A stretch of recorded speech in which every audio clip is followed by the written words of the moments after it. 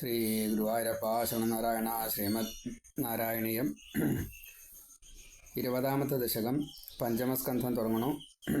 മനുവിൻ്റെ പുത്രൻ പ്രിയവ്രതൻ്റെ വംശത്തെക്കുറിച്ച് പറയണു. അതിൽ ഋഷഭദേവൻ അവതരിച്ചതും ആ കഥ. ശ്രീ ഗുരുവായൂരപ്പ. ദശകം 20, ശ്ലോകം 1. ഓം പ്രിയവ്രതസ്യ പ്രിയപുത്രഭൂതാത് ആഗ്നീധ്രരാജാദുദിതോ ഹി നാഭി ത്വാം ദൃഷ്ടവാൻ ഇഷ്ടദം ഇഷ്ടിമധ്യേ തവൈവ തുഷ്ട്യൈ കൃതയജ്ഞകർമ്മ. പ്രിയവ്രതസ്യ പ്രിയപുത്രഭൂതാത് ആഗ്നീധ്രരാജാത് ഉദിതഃ ഹി നാഭിഃ തവ തുഷ്ട്യൈ ഏവ കൃതയജ്ഞകർമ്മ ഇഷ്ടിമധ്യേ ഇഷ്ടദം ത്വാം ദൃഷ്ടവാൻ. പ്രിയവ്രതൻ്റെ പുത്രൻ, ആദ്യത്തെ പുത്രൻ. പ്രിയവ്രതന് 10 പുത്രന്മാരാണ്. അതിൽ ആദ്യത്തെ പുത്രൻ ആഗ്നേധ്രൻ. ആ രാജാവിൽ നിന്ന് നാഭി എന്ന മഹാരാജാവ് ആദ്യത്തെ പുത്രനായിട്ടുണ്ടായി. അപ്പോൾ മനു, പ്രിയവ്രതൻ, ആഗ്നേധ്രൻ, നാഭി, ഇങ്ങനെ ക്രമത്തിലാണ് മൂത്ത പുത്രന്മാരായിട്ടുണ്ടായത്. അപ്പം അതിൽ നാഭിക്ക് സന്താനങ്ങളുണ്ടായില്ല. നാഭിയുടെ സന്തോഷത്തിന് വേണ്ടിയിട്ട് ഭഗവാനെ എപ്പോഴും നാഭി ഒരു പരമഭക്തനായിക്കൊണ്ടാണ് ഭജിച്ചേർന്നത് എന്നതുകൊണ്ട് ആ നാഭിയുടെ രാജ്യത്ത് താമസിച്ചിരുന്ന എല്ലാ ഋഷികളും ഒരേപോലെ ഈ നാഭിക്ക് വേണ്ടിയിട്ട് എന്തൊക്കെ ചെയ്യാൻ പറ്റുമോ അതൊക്കെ ചെയ്യാൻ ഉത്സുകരായിരുന്നു എന്ന് സാരം. അപ്പോൾ ഭഗവാനെ അങ്ങയുടെ തുഷ്ട്യൈ ഏവ, അങ്ങയ്ക്ക് സന്തോഷത്തിനായിക്കൊണ്ട് കൃതയജ്ഞകർമ്മ, യജ്ഞകർമ്മം യാഗകർമ്മങ്ങൾ ചെയ്യുന്ന ആ നാഭി ഇഷ്ടിമധ്യേ, ആ യാഗത്തിൻ്റെ മധ്യത്തിൽ ഇഷ്ടദം ഇഷ്ടതനായിട്ടുള്ള ഭഗവാൻ ദൃഷ്ടവാൻ, അവിടെ ദർശനം കൊടുത്തു. ഭഗവാൻ നാഭിക്ക് ദർശനം കൊടുത്തു. നാഭിക്ക് ദർശനം കൊടുത്തു വെച്ചാൽ ചെയ്തതൊക്കെ ഋഷികളാണ്. നാഭിയാണോ അല്ല എന്നാക്കി തോന്നണം. നാഭിക്ക് വേണ്ടിയിട്ട് ഋഷികളൊക്കെ ചെയ്തു. അപ്പോൾ ഋഷികളുടെ ആവശ്യപ്രകാരം ഭഗവാൻ നാഭിക്ക് സ്വയമേവ ദർശനം കൊടുത്തു. അത്ര ഭക്തനാണ് നാഭി. അതുകൊണ്ടാണ്. അപ്പോൾ ഒരു നിഷ്കാമനായിട്ടുള്ള നിഷ്കളങ്ക ഭക്തിയാണ്. അങ്ങനെയുള്ള ഒരു രാജാവാണ് നാഭി. അത് കുട്ടികളുണ്ടായില്ല, അത് വിധിയാണ് എന്ന് സങ്കല്പിച്ചു. ഇതാണ് ഭഗവാന്റെ ഇച്ഛ. പക്ഷെ അങ്ങനെയല്ല. അപ്പോൾ ഋഷികൾക്ക് തോന്നി രാജാവില്ലാഞ്ഞാൽ പറ്റില്ലല്ലോ, രാജാവ് വേണ്ടേ. അതുകൊണ്ടാണ് പ്രിയവ്രതസ്യ പ്രിയപുത്രഭൂതാത് ആഗ്നേധ്രരാജാദുദിതോ ഹി നാഭി ത്വാം ദൃഷ്ടവാൻ ഇഷ്ടദമിഷ്ടിമധ്യേ തവൈവ തുഷ്ട്യൈ കൃതയജ്ഞകർമ്മ. അക്ഷരങ്ങളാണ് യോജിച്ചപ്പോൾ അതൊരു നല്ല ശ്ലോകമായിട്ട് മാറി. ഒരു പ്രത്യേക ശബ്ദവിന്യാസം. പ്രിയവ്രതസ്യ, പ്രിയവ്രതൻ്റെ പ്രിയപുത്രഭൂതാത്, പ്രിയപുത്രനായിട്ട് ഭവിച്ചതായിട്ടുള്ള ആഗ്നേധ്ര രാജാവ് ഉണ്ടായ ആഗ്നേധ്രൻ എന്നു പേരായിട്ടുള്ള രാജാവിൽ നിന്ന് ഉദിതഃ ഹി നാഭിഹി, ആ ആഗ്നേധ്രനിൽ നിന്നാണ് വളരെ കീർത്തി കേട്ടതായിട്ടുള്ള ഈ നാഭി എന്ന രാജാവ് ഉണ്ടായത്. നാഭിയുടെ പ്രത്യേകത ഇതാണ്. ഭഗവത്പരമായിട്ട് ചിന്തിച്ചു സകല കാര്യങ്ങൾ. അതാണ്. അതുകൊണ്ട് ഭഗവാൻ തന്നെ പുത്രനായിട്ട് വരികയും ചെയ്തു. അപ്പോൾ യശസ് കൂടി. തവ തുഷ്ട്യൈ ഏവ, ആ നാഭി അങ്ങയുടെ സന്തോഷത്തിന് വേണ്ടിയിട്ടാണ് എല്ലാ കർമ്മങ്ങളും ചെയ്തിരുന്നത്. കൃതയജ്ഞകർമ്മ, തേവാരം മുതൽ യാഗ പൂജാദികളൊക്കെ അങ്ങയുടെ പ്രീതിക്ക് വേണ്ടിയിട്ടാണ് ചെയ്തിരുന്നത്. ഇഷ്ടിമധ്യേ, അങ്ങനെ ഒരു യാഗമധ്യത്തിൽ. ഇപ്പോൾ യജമാനായിട്ട് നാഭിരാജാവ് തന്നെയാണ്, ചെയ്തതൊക്കെ ഋഷികളാണ്. അങ്ങനെ ഒരു ഇഷ്ടിമധ്യേ, ഈ യാഗമധ്യേ ഇഷ്ടദം ത്വാം, ഇഷ്ടതനായിട്ടുള്ള ഇഷ്ടത്തെ ദാനം ചെയ്യുന്നതായിട്ടുള്ള ആ ഭഗവാനെ അങ്ങ് ദൃഷ്ടവാൻ, ത്വാം അങ്ങയെ ദൃഷ്ടവാൻ, അങ്ങയെ കണ്ടു. നാഭി മഹാരാജാവ് കണ്ടു എന്ന് പറയാം. പ്രിയവ്രതസ്യ പ്രിയപുത്രഭൂതാത് ആഗ്നേധ്രരാജാത് ഉദിതോ ഹി നാഭി, ഉദിതഃ ഹി നാഭി ത്വാം ദൃഷ്ടവാൻ ഇഷ്ടദം ഇഷ്ടിമധ്യേ. ഇഷ്ടിമധ്യേ അത് ഒറ്റയ്ക്ക് പറയണം, 2 വാക്കും കൂടിയിട്ട് ഒരുമിച്ച് പറയണം. ഇഷ്ടിമധ്യേ തവ ഏവ തുഷ്ട്യൈ, തവ ഏവ തുഷ്ട്യൈ, തുഷ്ട്യൈ വേണ്ട, തുഷ്ട്യൈ കൃത യജ്ഞകർമ്മ. ഇങ്ങനെ പദച്ഛേദം. പ്രിയവ്രതസ്യ പ്രിയപുത്രഭൂതാദാഗ്നിധ്രരാജാതുരിതോ ഹി നാഭി ത്വാം ദൃഷ്ടവാനിഷ്ടതമിഷ്ടിമധ്യേ തവൈവ തുഷ്ടേ കൃതയജ്ഞകർമ്മ. ഇവിടെ പഞ്ചമസ്കന്ധം ഭാഗവതത്തിൽ തുടങ്ങുമ്പോൾ കുറച്ചൊരു പരിവ്രാജക ഭാവത്തിലാണ് ഈ മനുവിൻ്റെ മൂത്തപുത്രനായിട്ട് പ്രിയവ്രതൻ ഉണ്ടായിരുന്നത്. നാരദൻ്റെ ശിഷ്യനായിക്കൊണ്ട് ഇനി വിവാഹം കഴിക്കണില്ല എന്നൊക്കെ രീതിയിൽ, രാജ്യം ഭരിക്കണില്ല എന്നൊക്കെ രീതിയിൽ ഇരിക്കേണ്ടായിരുന്നു. അപ്പോൾ മനു വന്നിട്ട് പറഞ്ഞു, അങ്ങ് രാജ്യം ഭരിക്കണം, വിവാഹം കഴിക്കണം എന്നെല്ലാം പറഞ്ഞു. അപ്പോൾ അത് കൂട്ടാക്കിയില്ല. അപ്പോൾ ബ്രഹ്മാവ് തന്നെ വന്നിട്ട് പറഞ്ഞു വിവാഹം കഴിക്കണം, അതൊക്കെ കർമ്മനിയോഗമാണ്, ഭഗവാന്റെ ഇച്ഛയ്ക്കനുസരിച്ച് സന്താനങ്ങൾ ഉണ്ടാവണം, രാജ്യം ഭരിക്കണം, ഒക്കെ വേണമെന്ന് പറഞ്ഞു. കുറേ കാര്യങ്ങളും ഉപദേശമായിട്ട് പറഞ്ഞു. അതെല്ലാം സ്വീകരിച്ചു. അങ്ങനെ 2 വിവാഹം കഴിച്ചു. ആദ്യത്തേൽ 10 ഉണ്ണികളും ഒരു പെൺകുട്ടി ഉണ്ടായി. എല്ലാ പെൺകുട്ടിയെ ഊർജസ്വതി ശുക്രാചാര്യരൊക്കെ വിവാഹം കഴിച്ചു കൊടുത്തു. പിന്നെ അഗ്നിയിൽ നിന്നാണ് അംശഭൂതരായിട്ട് എല്ലാവരും ഉണ്ടായത്. അതിൽ 3 പേര് ആദ്യമേ തന്നെ ഊർധ്വലോകത്തേക്ക് പോവുകയാണ് ഉണ്ടായത്. സ്വീകരിച്ചില്ല, മറ്റ് ലൗകിക സുഖങ്ങളൊന്നും സ്വീകരിച്ചില്ല. അങ്ങനെ ഏറ്റവും ഉന്നതമായിട്ടുള്ള ഭാവത്തിലാണ് ഈ പ്രിയവ്രതൻ്റെ ഓരോ കുട്ടികൾ. അങ്ങനെയാണ്. അപ്പോൾ അതിലെ ഏറ്റവും മൂത്ത പുത്രനാണ് ഈ ആഗ്നേധ്രൻ എന്നുള്ള രാജാവ്. ആ ആഗ്നേധ്രൻ അദ്ദേഹത്തിന് ഈ വിവാഹം കഴിക്കണമെന്നുള്ളൊരു ഇത് വന്നു കഴിഞ്ഞപ്പോൾ ബ്രഹ്മാവിനെ ആണ് ആഗ്രഹിച്ചത്, അല്ലെങ്കിൽ തപസ് ചെയ്തത്. അപ്പോൾ ബ്രഹ്മാവിൽ നിന്നാണ് അവിടെ ഉള്ള നർത്തകിമാരിൽ ഒരു നർത്തകി അല്ലെങ്കിൽ അപ്സരസ് ഇവിടെ വന്നു. സത്യലോകത്തിലെ ഒരു ദേവകന്യക വന്നു, പൂർവ്വചിത്തി എന്ന പേരായിട്ട്. അത് വിഷ്ണു അംശമാണ്. ആ പൂർവ്വചിത്തി ഇവിടെ വന്ന് ആഗ്നേധ്രനെ വിവാഹം കഴിച്ചു. അതിൽ 9 കുട്ടികളുണ്ടായി. അതിലത്തെ മൂത്ത പുത്രനാണ് ഈ നാഭി. ആ നാഭിക്കാണ് ഇപ്പോൾ ഈ ഋഷിമാരെല്ലാവരും കൂടിയിട്ട് യാഗം ചെയ്ത് ഭഗവാനെ ദർശനം കൊടുത്തത് എന്ന് സാരം. അപ്പോൾ വളരെ പ്രധാനപ്പെട്ടതായിട്ടുള്ള ഒരു ഭാവത്തിലാണ് ഈ പഞ്ചമസ്കന്ധം ഇവിടെ തുടങ്ങണത്. ഇനി പ്രിയവ്രതൻ്റെ ആദ്യത്തെ 7 പുത്രന്മാർ, പ്രിയവ്രതൻ തന്നെ ഭൂമിയെ 7 വൻകരകളാക്കിയിട്ട് തീർക്കുകയാണ് ഉണ്ടായത്. രാത്രിയിൽ എല്ലാവരും കിടന്നുറങ്ങണു എന്ന് വിചാരിച്ച് ദിവസം നഷ്ടാവല്ലേ, സമയം നഷ്ടാവല്ലേ എന്നെല്ലാം വിചാരിച്ചുകൊണ്ട് ബ്രഹ്മാവിൽ നിന്നൊരു രഥം വാങ്ങി സൂര്യൻ സഞ്ചരിക്കുന്നതിൻ്റെ അടുത്ത സമയം എന്ന് വെച്ചാൽ പകലെയാണ് സൂര്യൻ സഞ്ചരിക്കുക. അപ്പോൾ രാത്രി ഇദ്ദേഹം ആകാശത്തുകൂടെ സഞ്ചരിച്ചപ്പോൾ സൂര്യനെ പോലെ തന്നെ പ്രകാശവും ഇതെല്ലാം കൊടുത്തു. അപ്പോൾ ജനങ്ങൾക്ക് ഉറക്കമൊന്നും ഇല്ലാണ്ട് അയച്ചാലും ഈ രഥചക്രം തട്ടണ ആ സ്ഥലത്തൊക്കെ കുഴികളായി, അതൊക്കെ വൻ കടലായി. അവിടെ കുഴിയായപ്പോൾ ആ മണ്ണ് ഒരുത്തിലേക്ക് അത് പൊന്തി വരും. ആ പൊന്തി വന്ന സ്ഥലങ്ങളൊക്കെ ഭൂമിയായിട്ട് മാറി, അതൊക്കെ കരകളായിട്ട് മാറി. അതുകൊണ്ട് 7 വൻകരകളുണ്ടായി, 7 വൻകടലും ഉണ്ടായി. അപ്പോൾ ഈ വൻകരകൾ മുഴുവനെ ഈ പ്രിയവ്രതൻ്റെ 7 പുത്രന്മാർ ഭരിച്ചു എന്നാണ്. 3 പുത്രന്മാർ ആദ്യമേ തന്നെ ഊർധ്വലോക പുതുവീടായിട്ട് പോയി. അപ്പോൾ ബാക്കിയുള്ളവരുടെ ചരിത്രമാണ് ഇനി പറയുന്നത്. അതിൽ ജംബൂദ്വീപത്തിലാണ് ഇപ്പോൾ ഈ പ്രാധാന്യം.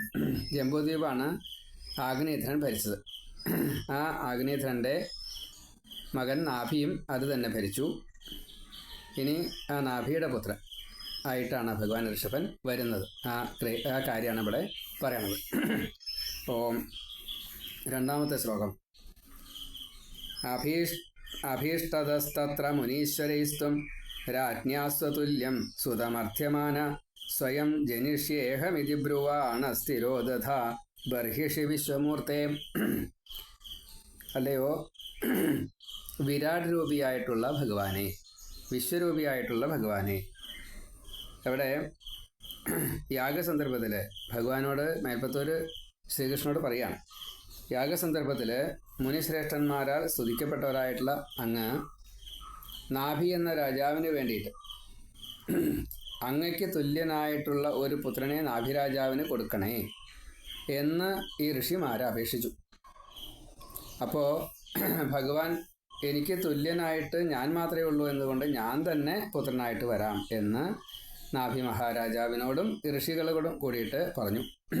അങ്ങനെ അവിടെ ഭഗവാൻ അന്തർധാനം ചെയ്യുകയും ചെയ്തു. ഈ ശ്ലോകത്തിൻ്റെ അർത്ഥം അതാണ്. അഭീഷ്ടുതസ്തത്ര മുനീശ്വരൈസ്ത്വം രാജ്ഞാ സ്വതുല്യം സുതമർത്ഥ്യമാന സ്വയം ജനിഷ്യേഹമിതി ബ്രുവാണഃ തിരോദധാ ബർഹിഷി വിശ്വമൂർത്തേ. ഹേ വിശ്വമൂർത്തേ, വിരാട് രൂപിയായിട്ടുള്ള ഭഗവാനെ, തത്ര അവിടെ ആ യാഗമധ്യത്തിൽ അല്ലെങ്കിൽ ആ യാഗം നടക്കുന്നതായിട്ടുള്ള ഭഗവാന്റെ ദർശനം കൊടുത്തായിട്ടുള്ള ആ സന്ദർഭത്തിൽ മുനീശ്വരൈഹി അഭീഷ്ടുത, മുനിശ്രേഷ്ഠന്മാരായിട്ട് യാഗകർത്താക്കൾ എല്ലാവരും ഉണ്ട്. ഹോതാക്കള, അധര്യു, ബ്രഹ്മൻ, സദസ്യര് ഇവരെല്ലാവരും ഉണ്ട്. ഒരുമിച്ച് ഭഗവാനെ സ്തുതിച്ചു. ഭഗവാനെ കണ്ടു കഴിഞ്ഞാൽ എല്ലാവരും സ്തുതിക്കും. അപ്പോൾ അവിടെ മറ്റുള്ള എല്ലാ സന്ദർഭങ്ങളും അവിടെയുണ്ട്. പുഷ്പവൃഷ്ടി എന്തൊക്കെയാ വെച്ചാൽ അതൊക്കെ ഉണ്ട്. കൊട്ട്, പാട്ട്, വാദ്യം, അതുപോലെ സൂക്തസ്തുതികൾ ഇതൊക്കെയുണ്ട്. എന്ന കൂട്ടത്തിൽ ഋഷിമാർ സ്തുതിച്ചു. രാജ്ഞഃ സ്വതുല്യം സുതം അർത്ഥ്യമാനഃ. എന്നിട്ടോ ആ രാജാവിന് വേണ്ടിയിട്ട്, നാഭിരാജാവിന് വേണ്ടിയിട്ട് ഭഗവത് തുല്യനായിട്ടുള്ള ഒരു പുത്രനെ അങ്ങ് കൊടുക്കണേ എന്ന് ഋഷിമാർ പ്രാർത്ഥിച്ചു. അത് സ്വാഭാവികമായിട്ട് അങ്ങനെ പറയാം. സാധാരണയായിട്ട് അങ്ങനെ ഭഗവാൻ അനുവദിച്ച് കൊടുക്കാറുണ്ട്. പക്ഷേ ഭഗവാനെ സംബന്ധിച്ച് ഭഗവത് തുല്യനായിട്ട് ഭഗവാൻ മാത്രമേ ഉള്ളൂ. അത് ഭഗവാൻ പറഞ്ഞു. ഇങ്ങനെ കേട്ടുകഴിഞ്ഞപ്പോൾ ത്വം അഹം സ്വയം ജനിഷ്യേ, ഞാൻ തന്നെ അവതാരം സ്വീകരിച്ചോളാം. അതിന് കാരണം ഇതാണ്, എനിക്ക് തുല്യനായിട്ട് ഞാൻ മാത്രമേ ഉള്ളൂ. ഇതി ബ്രുവാണഃ, ഇങ്ങനെ പറഞ്ഞു. എന്നിട്ടോ ബർഹിഷി തിരോദസാഹ, ആ യാഗ അഗ്നിയിലേക്ക് ഭഗവാൻ അങ്ങോട്ട് മറഞ്ഞു. എന്നുവെച്ചാൽ അഗ്നിയിൽ നിന്നാണ് പുറമേക്ക് വന്നത്, പ്രത്യക്ഷമായത്. അഗ്നിയിലേക്ക് തന്നെ ഭഗവാൻ പോയി. അവിടെ അഗ്നി ബ്രഹ്മമാണ്. വേദവിധി പ്രകാരം ഹോമാഗ്നി, ഹോമകുണ്ഡത്തിലെ അഗ്നി അത് ബ്രഹ്മമായിട്ടാണ് പറയുക. അഗ്നയെ ഇതം നാമമ, അഗ്നിക്ക് വേണ്ടിയിട്ട് സമർപ്പിക്കുന്നു. അപ്പോൾ ഭൂസ്വാഹ ഭൂസ്വാഹ എന്നാണ് പറയുക. അപ്പോൾ അതിൽ ഭൂസ്വാഹ, ഈ ഭൂസ്വാഹ എന്ന് പറഞ്ഞിട്ട് അഗ്നിക്കാണ് കൊടുക്കുക. ഭൂസ്വാഹ അഗ്നയെ ഇതം നാമമ, അങ്ങനെയാണ്. അപ്പോൾ ഭഗവാൻ ഇപ്രകാരത്തിൽ അനുവാദം കൊടുത്തു, അനുഗ്രഹം കൊടുത്തു. പുത്രനുണ്ടാവും, അത് ഞാൻ തന്നെയാവും. അതാണ് അനുഗ്രഹം.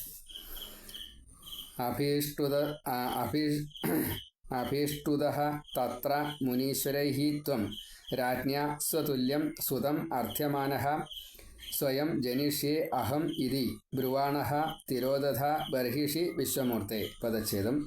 ഹേ വിശ്വമൂർത്തേ, തത്ര മുനീശ്വരൈഃ അഭീഷ്ടുതഃ രാജ്ഞഃ സ്വതുല്യം സുതം അർത്ഥ്യമാനഃ ത്വം അഹം സ്വയം ജനിഷ്യെ ഇതി ബ്രുവാണഃ ബർഹിഷി തിരോദധാഃ. അന്നേ ഓം അഭീഷ്ടുതസ്തത്ര മുനീശ്വരീസ്ത്വം രാജ്ഞാ സ്വതുല്യം സുതമർത്ഥ്യമാന സ്വയം ജനിഷ്യേഹമിതി ബ്രുവാണ തിരോദധാ ബർഹിഷി വിശ്വമൂർത്തേ. മൂന്നാമത്തെ ശ്ലോകം. നാഭിപ്രിയായാമഥ മേരുദേവ്യാം ത്വമംശതോ ഭൂത് ഋഷഭാഭിധാന അലോകസാമാന്യഗുണപ്രഭാവ പ്രഭാവിതാശേഷജന പ്രമോദഃ. സർവത്ര ഗോവിന്ദനാമ സങ്കീർത്തനം. ഗോവിന്ദ ഗോവിന്ദ. ഭഗവാൻ ഋഷഭദേവനായിട്ട് അവതരിച്ചു എന്നാണ് പറഞ്ഞത്. അഥ നാഭിപ്രിയായാം മേരുദേവ്യാം അലോകസാമാന്യ ഗുണപ്രഭാവ പ്രഭാവിതാശേഷ ജനപ്രമോദ ത്വം ഋഷഭാഭിധാനഃ അംശതഃ അഭൂ. അല്ലേ പദച്ഛേദം. നാഭിപ്രിയായാം അഥ മേരുദേവ്യാം, നാഭിക്കും പ്രിയയായിട്ടുള്ള മേരുദേവിയിലും അങ്ങ് എന്നുള്ള അർത്ഥം. നാഭിപ്രിയായാം അഥ മേരുദേവ്യാം ത്വം അംശതഃ, അങ്ങ് അംശമായിട്ട് അഭൂത് ഉണ്ടായി. ഋഷഭ അഭിധാന, ഋഷഭൻ എന്ന പേരോട് കൂടിയിട്ട്, പ്രശസ്തിയോട് കൂടിയിട്ട്. അലോക സാമാന്യ ഗുണപ്രഭാവ, സാമാന്യ രീതിയിലുള്ള ലൗകിക ഗുണപ്രഭാവമല്ല, അതിനേക്കാൾ കൂടുതൽ അലൗകിക ലോകത്തിൽ എത്ര ബഹുമാനമുണ്ടോ, ഗുണമുണ്ടോ, പ്രഭാവമുണ്ടോ, അതിനനുസരിച്ച് അലോക സാമാന്യ ഗുണപ്രഭാവം. ഈ ലോകത്തിലുള്ളതിനേക്കാൾ കൂടുതൽ ഈശ്വരപരമായിട്ടുള്ള കഴിവിനെ, പ്രഭാവത്തെ, ഗുണത്തെ ഒക്കെ ഭഗവാൻ കാട്ടി. പ്രഭാവിത അശേഷ ജനപ്രമോദ. ഇങ്ങനെ പ്രഭാവം കൊണ്ട് അവിടെയുള്ള എല്ലാ ജനങ്ങൾക്കും ഒരേപോലെ സന്തോഷത്തെ ഭഗവാൻ പ്രദാനം ചെയ്തു. ഇപ്പോൾ ഈശ്വരൻ എന്ന നിലയ്ക്ക് വന്നപ്പോൾ, ഈശ്വരീയമായിട്ടുള്ള പ്രവൃത്തികൾ ചെയ്തു കഴിഞ്ഞപ്പോൾ എല്ലാവർക്കും ഒരേപോലെ സന്തോഷത്തെ പ്രദാനം ചെയ്തു. ഇത് ഏറ്റവും വലിയ പ്രധാനം. നമ്മളും ഭഗവാൻ എങ്ങനെയാണോ എല്ലാവർക്കും ഇതേപോലെ സന്തോഷത്തെ പ്രദാനം ചെയ്തത്, അതേപോലെ നമ്മുടെ പ്രവൃത്തികളെ കൊണ്ട് അന്യന്മാർക്ക് സന്തോഷം കൊടുക്കണം. ഇതാണ് നമ്മുടെ നിയോഗം. ഈ ജന്മം, മനുഷ്യജന്മം ബുദ്ധിയോട്, വിശേഷ ബുദ്ധിയോട് കൂടിയിട്ടാണ് വന്നിരിക്കുന്നത്. നമ്മുടെ പ്രവൃത്തികൾ എന്തായാലും അത് അന്യന് സുഖത്തെ പ്രദാനം ചെയ്യണം. അതാണ് പരോപകാരാർത്ഥമിതം ശരീരം. അതാണ് ഈശ്വര അലോക സാമാന്യ പ്രഭാവം. അതാണ് നമ്മൾ ലൗകികന്മാരാണെങ്കിലും ഈ ലൗകികത എങ്ങനെയാണ് ഉപയോഗിക്കേണ്ടത്? ലൗകികമായിട്ടുള്ള, ഭൗതികമായിട്ടുള്ള എല്ലാ സംവിധാനങ്ങളെയും ഉപയോഗിച്ചുകൊണ്ട് തന്നെ അന്യർക്ക് ഉപകാരം ചെയ്യുക. നമ്മുടെ ദേഹം നമ്മുടെ സ്വന്തമാണ്, ഇന്ദ്രിയങ്ങൾ നമ്മുടെ സ്വന്തമാണ്. നമ്മളാ ചെയ്യുന്ന പ്രവൃത്തികളെ കൊണ്ട് മറ്റുള്ളവർക്ക് ഹിതമാണ് സംഭവിക്കുന്നതെങ്കിൽ അത് സർവഭൂതഹിതേരതാഹ ആയിട്ട് മാറും. അപ്പോൾ സന്തോഷം ഉണ്ടാവും. ഈ സന്തോഷത്തെ എല്ലാവരും ഉണ്ടാക്കുകയാണെങ്കിൽ അത് അഹിംസയായിട്ട് മാറി. അവിടെ ഹിംസ ലെവലേശം ഇല്ല എങ്കിൽ അതുതന്നെയാണ് സന്തോഷം. ആ സന്തോഷത്തെ ഭഗവാൻ കൊടുത്തു എന്നാണ് ഇവിടെ പറഞ്ഞത്. അഥാ അതിനുശേഷം നാഭിപ്രിയായ, നാഭി എന്ന രാജാവിൻ്റെ പ്രിയ പത്നിയായിട്ടുള്ള മേരുദേവിയിൽ അലോക സാമാന്യ, ലോകത്തിൽ അസാധാരണങ്ങളായിട്ട് കാണപ്പെടുന്നതായിട്ടുള്ള ഗുണപ്രഭാവം, ആ ഗുണങ്ങളുടെ പ്രഭാവത്തെ കൊണ്ട് ഭഗവാൻ എന്ത് ചെയ്തു? പ്രഭാവിത അശേഷ, അതിൻ്റെ മഹത്വം, അതുകൊണ്ടുണ്ടാകുന്നതായിട്ടുള്ള ഫലം ജനപ്രമോദ, ജനങ്ങൾക്ക് ആനന്ദത്തെ ഉണ്ടാക്കി കൊടുക്കുന്നതായി തീർന്നു. അപ്പോൾ എന്ത് കർമ്മം ചെയ്താലും അതിൽ നിന്നും ഒരു ഫലം ഉണ്ടാവും. ആ ഫലം ആണ് ഈ ജനത്തിന് സന്തോഷമായിട്ട് മാറിയത്. ത്വം അങ്ങ് ഋഷഭ അഭിധാന, ഋഷഭൻ എന്ന പേരോട് കൂടിയിട്ട് അംശതഃ, ഭഗവാന്റെ ഒരു കലാംശം കൊണ്ട് അംശാവതാരമായിട്ട് അഭൂഹു ഭവിച്ചു. നാഭിപ്രിയായാമഥമേരുദേവ്യാം ത്വമംശതോ ഭൂത് ഋഷഭാഭിധാന അലോക സാമാന്യ ഗുണപ്രഭാവ പ്രഭാവിതാശേഷജനപ്രമോദ. 4-ാമത്തെ ശ്ലോകം. ത്വയി ത്രിലോകീഭൃതിരാജ്യഭാരം നിധായ നാഭിः സഹ മേരുദേവ്യാ തപോവനം പ്രാപ്യ ഭവൻ നിഷേവീ ഗത കിലാനന്ദപദം പദം തേ. നാഭിः ത്രിലോകീഭൃതി ത്വയി രാജ്യഭാരം നിധായ മേരുദേവ്യാ സഹ തപോവനം പ്രാപ്യ ഭവൻ നിഷേവി തേ ആനന്ദപദം പദം ഗതഃ കില. ഇപ്പോൾ ഒരു സമയം വന്നു കഴിഞ്ഞാൽ മഹാരാജാവ് മക്കൾക്ക് രാജ്യം കൊടുത്തിട്ട് വാനപ്രസ്ഥം സ്വീകരിച്ച് സന്യസിച്ച് മുക്തി നേടണം. ഇവിടെ ഇപ്പോൾ ഭഗവാൻ പുത്രനായിട്ട് വന്നിരിക്കണം. അപ്പോൾ സ്വതേ സന്യാസം വേണമെന്ന് നിശ്ചയില്ല. എങ്കിലും കർദമനോട് ഭഗവാൻ പറഞ്ഞ കൂട്ടത്തിൽ അങ്ങ് എന്നെ ഭജിച്ച് ഇവിടെ കഴിയണ്ട, എന്നെ സ്മരിച്ച് കാട്ടിൽ കഴിഞ്ഞോളൂ. അല്ലെങ്കിൽ എനിക്ക് കല്യാണം കഴിക്കണം, കുട്ടികളുണ്ടാവണം, പേരക്കുട്ടികളുണ്ടാവണം, അതിനെ ലാളിക്കണം എന്ന് വിചാരിച്ചിട്ട് എന്തു പറയും? എന്നെ അങ്ങ് മറക്കും. അപ്പം അത് വേണ്ട. ഇവിടെ അതുപോലെ തന്നെയാണ്. ഇത് ഭഗവാൻ പറഞ്ഞൊന്നുമില്ല. വളരെ കുട്ടിക്കാലത്ത് തന്നെ ഭഗവാൻ വേണ്ടതായിട്ടുള്ള എല്ലാ രക്ഷയും അവിടെ ഭഗവാൻ സ്വയം ചെയ്തു എന്നാണ്. ഭഗവാൻ ആണ് ഈ ഉണ്ണിയായിട്ട് വന്നതെന്ന് മനസ്സിലായപ്പോൾ ഇന്ദ്രൻ ഭഗവാനെ പരീക്ഷിക്കാൻ വേണ്ടിയിട്ട് മഴ പെയ്ച്ചില്ല. അപ്പോൾ ആ സമയത്ത് 2-3 വയസ്സേ ഉള്ളൂ. അപ്പോൾ തൻ്റെ യോഗശക്തി കൊണ്ട് ആ നാഭി ഭരിക്കുന്നതായിട്ടുള്ള എല്ലാ പ്രദേശത്തും, ജംബൂദ്വീപാണത്, അവിടെ മുഴുവൻ ഭഗവാൻ മഴ പെയ്ച്ചു. അപ്പോൾ ജംബൂദ്വീപത്തിന് മാത്രമാവില്ല, ഭൂമിക്ക് മൊത്തം കിട്ടാവുന്ന രീതിയിൽ ഭഗവാൻ വേണ്ടതൊക്കെ ചെയ്തു എന്ന് സാരം. ഇന്ദ്രന് പേടിയായി. വേഗം ആരും കാണാതെ കണ്ട് വന്ന് കാല് പിടിച്ച് നമസ്കരിച്ചു. മകളെ ജയന്തിയെ കല്യാണം കഴിക്കാൻ വേണ്ടി കൊടുത്തു. 3 വയസ്സേ ആയിരുന്നു. ഭഗവാൻ ആ കുട്ടിയെ സ്വീകരിക്കുകയും ചെയ്തു. പിന്നെ ക്രമേണയായിട്ട് വളർന്ന വിദ്യാഭ്യാസമൊക്കെ കഴിഞ്ഞ് 16 വയസ്സായ സമയത്താണ് ഈ ജയന്തിയെ വിവാഹം കഴിച്ചത്. അതിൽ 100 കുട്ടികളുണ്ടായി. അപ്പോൾ ഈ 16 വയസ്സ് ആയിക്കഴിഞ്ഞപ്പോൾ നാഭി തൻ്റെ രാജ്യം മകനെ ഏൽപ്പിച്ചിട്ട്, മാത്രമല്ല ജനങ്ങൾക്കൊക്കെ ഈ ഭഗവാൻ വേഗം വലുതാവട്ടെ, രാജ്യം ഭരിക്കട്ടെ എന്നുള്ള താല്പര്യത്തോട് കൂടിയിട്ടായിരിക്കണത്. അപ്പോൾ അത് കണക്കാക്കിക്കൊണ്ട് തന്നെ ഈ 16 കൊല്ലക്കാലം അനുഭവിച്ചാൽ സച്ചിദാനന്ദം, അത് മാത്രം മതി, വേറൊന്നും വേണ്ട. അങ്ങനെ അത് സ്മരിച്ചുകൊണ്ട് കാട്ടിലേക്ക് പോയി മുക്തി നേടി എന്നാണ്. നാഭി എന്ന ഈ രാജാവ് ത്രിലോകീഭൃതി, ത്രിലോകത്തെയും ഭരിക്കുന്നതായിട്ടുള്ള ത്വയി ഭഗവാനാൽ രാജ്യഭരണം നിധായ നിക്ഷേപിച്ചിട്ട്, എന്ന് വെച്ചാൽ നാഭി രാജാവ് 16 വയസ്സ് ഉണ്ണിക്കായി കഴിഞ്ഞപ്പോൾ ആ രാജ്യത്തെ ഭഗവാന് കൊടുത്തു, ഋഷഭന് കൊടുത്തു. ത്രിലോകീഭൃതി ത്വയി രാജഭാരം നിധായ. നാഭി എന്ന രാജാവ് 3 ലോകത്തെയും ഭരിക്കുന്നതായിട്ടുള്ള ഭഗവാനിൽ ഈ രാജ്യഭരണം ഏൽപ്പിച്ചിട്ട് മേരുദേവ്യ സഹ, പ്രിയ പത്നിയായിട്ടുള്ള മേരുദേവിയോട് കൂടിയിട്ട് തപോവനം പ്രാപ്യ, തപോവനം എന്ന് വെച്ചാൽ കാട്ടിലേക്ക് പോയി അവിടെ ചെന്ന് തപസ് ചെയ്തു. അപ്പോൾ അത് അവർ വസിക്കുന്ന സ്ഥലം തപോവനം, അങ്ങനെയാണ്. തപോവനം പ്രാപ്യ ഭവൻ നിഷേവി, അങ്ങയെ തന്നെ സേവിക്കുന്ന, ബാക്കിയുള്ളതൊക്കെ വിട്ടു എന്ന് സാരം, അതാണ് ഭവൻ നിഷേവി എന്ന് വെച്ചാൽ എല്ലാ സേവനങ്ങളും ഭഗവത് വേറെ ഒന്നുമില്ല. അവിടെ രാജ്യഭാരം അല്ലെങ്കിൽ മറ്റേതെങ്കിലും തരത്തിലുള്ള ഒരു ഡ്യൂട്ടീസ് ഇല്ല, സകലതും ഭഗവത് അർപ്പിതമായിട്ടുള്ള ആ പ്രവർത്തികൾ മാത്രമേ ഉള്ളൂ. ഭവൻ നിഷേവി തേ ആനന്ദപദം, അങ്ങയുടേതായിട്ടുള്ള സച്ചിദാനന്ദപദത്തിലേക്ക്, മുക്തിയിലേക്ക്, പദം ഗതഹ കില, ആ വൈകുണ്ഠം എന്ന സ്ഥാനം ഭഗവാന്റേതായിട്ടുള്ള ധാമത്തിലേക്ക് എത്തുകയും ചെയ്തു. അത് ഭഗവാന്റെ അനുഗ്രഹം എന്ന് സാരം, അതാണ്.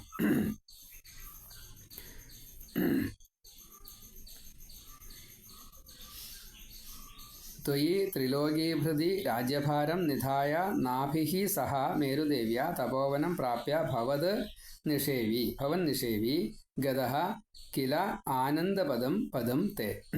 എളുപ്പമായിട്ടുള്ളൊരു ശ്ലോകമാണ്. ത്വയി ത്രിലോകീഭൃതി രാജ്യഭാരം നിധായ നാഭിഃ സഹ മേരുദേവ്യ തപോവനം പ്രാപ്യ ഭവൻ നിഷേവി ഗതഃ കില ആനന്ദപദം പദം തേ. ഇനി 5ാമത്തെ ശ്ലോകം. ഇന്ദ്രഃ ത്വത് ഉത്കർഷ കൃതാദ് അമർഷാദ് വവർഷ നാസ്മിൻ അജനാഭവർഷേ യഥാ തഥാ ത്വം നിജയോഗശക്തിയാ സ്വവർഷം ഏനദ്വ്യദധാത് സുവർഷം. ഇന്ദ്രൻ്റെ പരീക്ഷയെക്കുറിച്ചൊന്ന് ഇവിടെ സൂചിപ്പിക്കാം. നേരത്തെ പറഞ്ഞത് ഇന്ദ്രഃ ത്വത് ഉത്കർഷകൃതാദ് അമർഷാദ്, ഭഗവാന്റെ ഈ ഒരു അങ്ങ് മാഹാത്മ്യം കൊണ്ടുണ്ടായ, അവിടെ 2 വയസ്സ് 3 വയസ്സേ ഉള്ളൂ, ആ സമയത്ത് തന്നെ ഈ രാജ്യത്തിന് വലിയ ഉത്കർഷം ഉണ്ടായി. അത് ഭഗവാൻ തൻ്റെ യോഗപ്രഭാവം കൊണ്ട് എല്ലാവർക്കുമായിട്ട് സന്തോഷത്തെ കൊടുത്തപ്പോൾ എല്ലാ അർത്ഥത്തിലും ആ രാജ്യത്തിൻ്റെ ഉന്നതി സംഭവിച്ചു. മഴ ധാരാളമുണ്ട്, മറ്റേ കൃഷി എല്ലാം സുഖമാണ്, അതേപോലെ എല്ലാവർക്കും മനസ്സിന് സന്തോഷം. എന്തൊക്കെയാ ആ സമയത്ത് സന്തോഷം കണ്ടെച്ചാൽ അപ്പം നിലവിലുള്ള എല്ലാം സന്തോഷമായിട്ട് മാറി. അതിൽ രാജാക്കന്മാർക്കും അതേപോലെ ജനങ്ങൾക്കും പക്ഷിമൃഗാദികൾക്കും സസ്യജാലങ്ങൾക്കും എല്ലാവർക്കും സന്തോഷം. ഇത് കണ്ടു കഴിഞ്ഞപ്പോൾ ലേശം അമർഷം വന്നു ഇന്ദ്രന്. കാരണം അതൊക്കെ ഇന്ദ്രൻ കൊടുക്കേണ്ടതാ. യാഗം ചെയ്യുക, ഇന്ദ്രൻ പ്രതിഫലമായിട്ട് കൊടുക്കുക, അങ്ങനെയൊക്കെയാണ് പതിവ്, അനുഗ്രഹമായിട്ട് കൊടുക്കുക, അങ്ങനെയാണ് പതിവ്. അപ്പോൾ അത് കുറച്ചൊരു അമർഷം വന്നു. അസ്മിൻ അജനാഭ വർഷേ, ഈ ഭാരതത്തിൽ അവിടെ ആഗ്നേയധ്രൻ്റെ ജംബൂദ്വീപത്തിന് നാഭിയായപ്പോഴേക്കും ഈ ഭാരതം മാത്രമായിട്ട് അജനാഭവർഷം എന്ന ഒരു ചെറിയ ഒരു ഭൂഖണ്ഡമായിട്ട് മാറിയിട്ടുണ്ട്. അപ്പോൾ ഭാരതമാണ് ആ രാജ്യം. ആ ഭാരതത്തിൽ മഴ പെയ്യിക്കാണ്ട് അജനാഭവർഷേ യഥാ നവവർഷ, മഴ പെയ്ച്ചില്ല.